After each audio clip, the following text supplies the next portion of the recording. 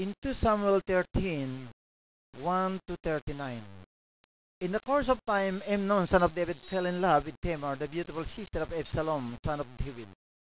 Amnon became prostrated to the point of illness on account of his sister Tamar, for she was a virgin, and it seems impossible for him to do anything to her. Now Amnon had a friend named Jonadab, son of Shimeah, David's brother. Jonadab was a very shrewd man. He asked Amnon, "Why do you, the king's son, look so haggard morning after morning?" "Won't you tell me?" Amnon said to him. "I am in love with Tamar, my brother Absalom's sister." "Go to bed and pretend to be ill," Jonadab said. "When your father comes to see you, say to him, 'I would like my sister Tamar to come and give me something to eat.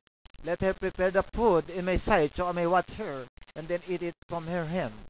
So Amnon lay down and pretended to be ill. When the king came to see him, Amnon said to him, "I would like my sister Tamar to come and make me some special bread in my sight, so I may eat from his hand." David sent a word to Tamar at the place, "Go to the house of your brother Amnon and prepare some food for him." So Tamar went to the house of her brother Amnon, who was lying down. She took some dough, kneaded it, made the bread in his sight, and baked it. Then she took the pan and served him the bread, but he refused to eat. "Send everyone out of here," Amnon said. So everyone left him.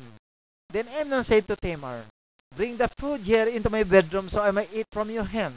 And Tamar took the bread she had prepared and brought it to her brother Amnon in his bedroom. But when she took it to him to eat, he grabbed her and said, "Come to bed with me, my sister." "Don't, my brother," she said to him. "Don't force me.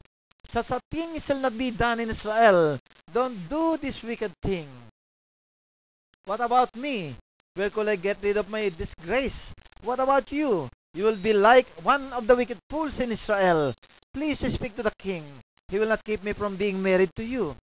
But he refused to listen to her, and since he was stronger than she, he raped her. Then Amnon hated her with intense hatred. In fact, he hated her more than he had loved her. Amnon said to her, "Get up and get out." "No," she said to him.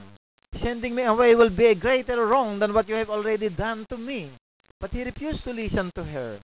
He called his personal servant and said, "Get this woman out of here and bolt the door after her."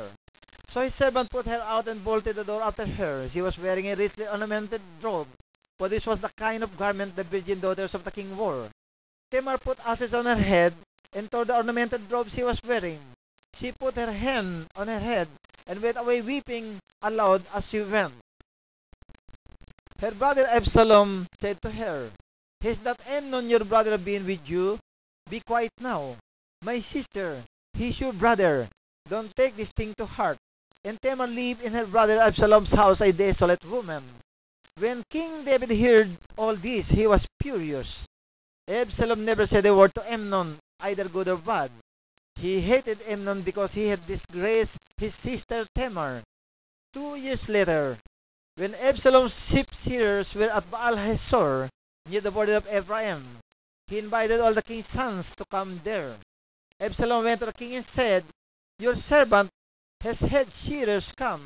Will the king and his officials please join me?" "No, my son," the king replied. "All of us shall not go. We will only be a burden to you." Although Absalom urged him, he still refused to go, but gave him his blessing. Then Absalom said, "If not, please let my brother Amnon come with us." The king asked him, "Why should he go with you?" But Absalom urged him. So he sent with him Amnon and the rest of the king's sons. Absalom ordered his men, "Listen, when Amnon is in high spirits from drinking wine, and I say to you, strike Amnon down, then kill him. Don't be afraid. Have not I given you this order? Be strong and brave." So Absalom's men did to Amnon what Absalom had ordered. Then all the king's sons got up, mounted their mules, and fled. While they were on their way, the report came to David, "Absalom has struck down all the king's sons, not one of them is left." The king stood up, tore his clothes, and lay down on the ground, and all his servants stood by with their clothes torn. But Jonadab, son of Shimeah, David's brother, said, "My lord should not think that they killed all the princes, only Amnon is dead." This has been Absalom's express intention ever since that day Amnon raped his sister Tamar. My lord the king should not be concerned about the report that all the king's sons are dead. Only Amnon is dead. Meanwhile, Absalom had fled.